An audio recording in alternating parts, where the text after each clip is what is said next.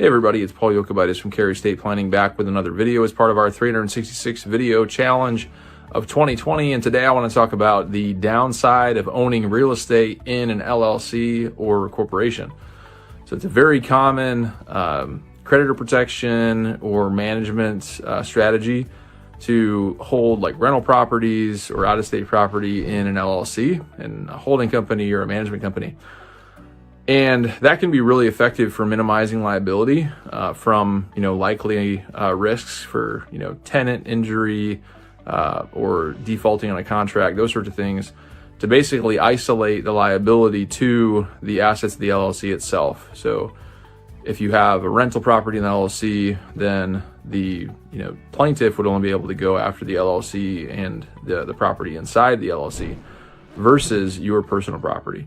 But what most people don't realize about that strategy is that it actually takes non-probate assets and converts it into a probate asset. So real estate in North Carolina is traditionally a non-probate asset, meaning your will or your intestacy will convey real estate to your beneficiaries immediately after you pass.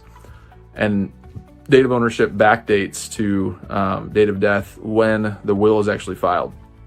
So it's traditionally the rule that real estate is a non-probate asset. The issue, though, is when you hold it in a holding company like an LLC or a corporation, what you actually own is not real estate. What you own is corporate stock or an LLC membership interest. So when you pass away, what you own is actually personal property and subject to probate in North Carolina.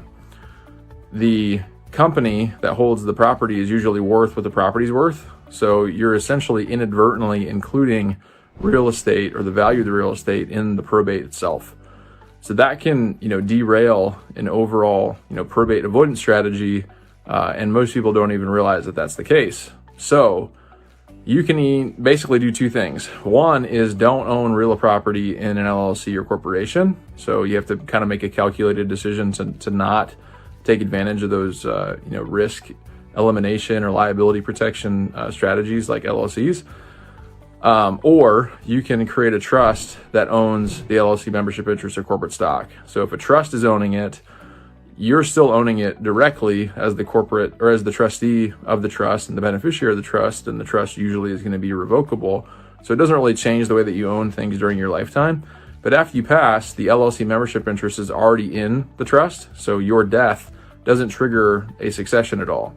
The trustee who succeeds you basically just carries on where you left off to potentially, sell the property or continue to run it. So things to consider when we're talking about, liability, elimination or reduction with rental properties versus the realities of probate. Sometimes they're not super consistent. So the pros of one can, lead to very significant cons on the other. Trust, though, can be a good way to avoid that. If you have specific questions about, real property holding companies or trusts, or how we can utilize both of those for an effective strategy for you, go ahead and drop a comment in the box below, or click on the link to get on our calendar to schedule a strategy meeting with us to talk about your specific strategy and your specific needs. Hope you're enjoying these videos. Go ahead and subscribe to our YouTube channel so you can keep up to date with all of our new videos as they come up each day. Otherwise, have a great rest of your week. This is Paul from Cary Estate Planning.